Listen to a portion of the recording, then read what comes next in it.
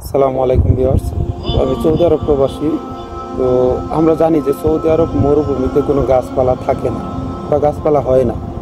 তো ওই হিসাবে মরুভূমি অঞ্চলে, মরুভূমি এলাকায় পাখিদের অবস্থান, বিপুল পরিমাণে পাখিদের অবস্থান আছে। তো এইসব পাখিদের বাসস্থান, বসবাসের যে জায়গাটা আছে, ওদের পাখিদের বাসা কোন কোন জায়গায় এইসব পাখিরা বাসা বাঁধে।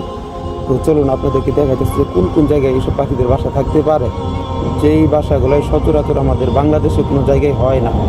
তো এই দেশে কীরকম জায়গার মধ্যে পাখিদের বাসা থাকতে পারে, তো চলুন আপনারা দেখলে বুঝতে পারবেন যে বিভিন্ন ঘরের দরজা, জানালা বা এসি, এইসবের মধ্যে এইসব পাখিদের বাসা থাকে। বিশেষ করে ঘুঘু পাখিদের বাসা অনেক বেশি হয়। তো আপনারা দেখলে বুঝতে পারবেন। চলুন আপনাদেরকে দেখাতেছি যে ঘুঘু পাখিদের বাসা কোন কোন জায়গায় থাকতে পারে। এইখানে যারা সোলার কোম্পানিতে কাজ করে ওদের থাকার ক্যান্টিন এগুলা।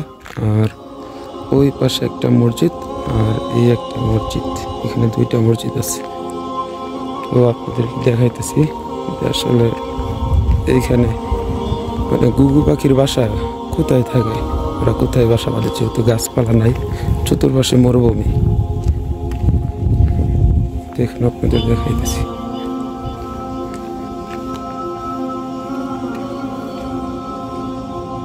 এই একটা বাসা, এখানে একটি বাচ্চা আর একটি ডিম আছে।